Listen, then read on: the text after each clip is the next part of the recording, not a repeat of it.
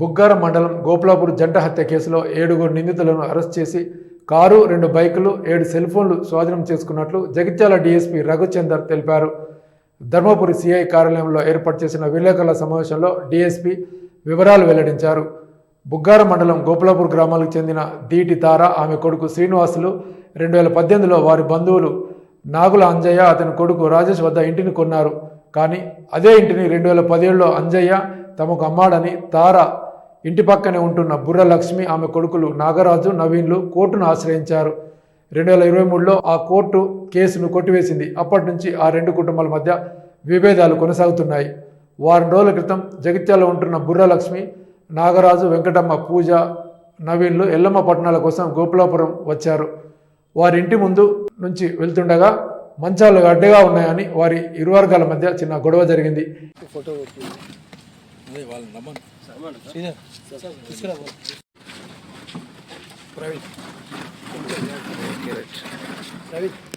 రోజు ఈ నెల 16వ తారీఖు రోజు బుగ్గారం మండలం గోపులాపూర్ గ్రామంలో డబుల్ మర్డర్ జరిగింది. దీంట్లో మరియు డిటి మహేష్ అనే వాళ్ళు చనిపోయింది. దానిలో నిందితులను ఈరోజు బుగ్గారం ఎక్స్ రోడ్లో వెహికల్ చెకింగ్లో భాగంగా సిఐ గారు మరియు ధర్మపురి నరసింహారెడ్డి సర్కిల్ ఎస్ఐలు అందరు కలిసి వాళ్ళని పట్టుకున్నారు. దీనిలో ముఖ్యంగా దీని కేసు వివరాలు ఏంటంటే ఈ దీటి మహేష్ అండ్ వీళ్ళ దీటి తార వీళ్ళు ఏం చేస్తారంటే 2017లో అక్కడ ఒక ఇల్లు కొంటారు. అప్పటి నుంచి వాళ్ళ పక్క పొంటి వీళ్ళు ఎవరైతే బుర్ర లక్ష్మి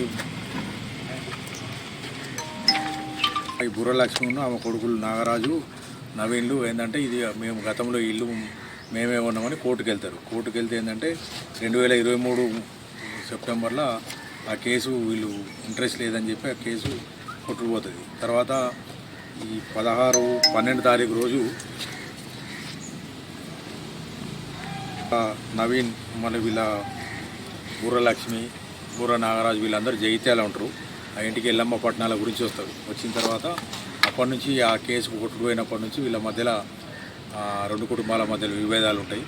తర్వాత ఎల్లమ్మ పట్టణాలకు వెళ్ళి వచ్చిన సందర్భంలో ఏంటంటే 16వ తారీఖు రోజు ఈ వీళ్ళు ఎవరైతే మృతులు ఉన్నారో వీళ్ళ ఫ్యామిలీ వీళ్ళు ఏంటంటే మంచం అడ్డం పెట్టిందని చెప్పేసి దాని మీద గొడవ చెలరేగుతుంది. దాని మీద ఇష్టం వచ్చినట్టు తిట్టుకున్న తర్వాత ఈ నవీన్ అనేటోడు ఏం చేస్తారంటే వీళ్ళ నుంచి ఎప్పుడు ఇట్లే మాకు ఇబ్బంది ఉన్నది, వీళ్ళు ఈ ఎవరైతే దీటి శ్రీనివాసు మరియు దీటి మహేష్ వాళ్ళిద్దరూ కజిన్స్ అన్నట్టు అక్కడ ఉంటారు. వీళ్ళని ఎలాగైనా చంపితే ఏంటంటే ఈ ఇల్లు మాకే వస్తుంది, కేసుకు కూడా పోతుంది, వీళ్ళతోటి ఇల్లు ఉండదని అనుకుని ఏం చేద్దామంటే వాడు జగిత్యాల ఉన్న వాళ్ళ స్నేహితులు పిలిపించుకుంటారు. మొత్తం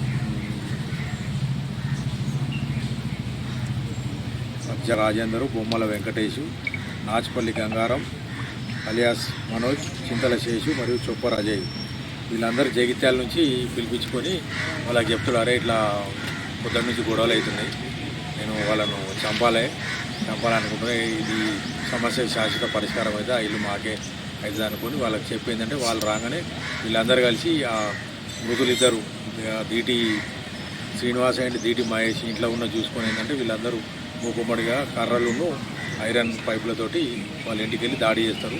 ఆ దాడిలో ఏంటంటే దీటి శ్రీనివాస్ అక్కడికక్కడికే చనిపోతాడు. మిగతా మహేష్ని ఏంటంటే ఎంజిఎం హాస్పిటల్కి తరలిస్తే అక్కడ చికిత్స పొందుతూ అతను మరణిస్తాడు.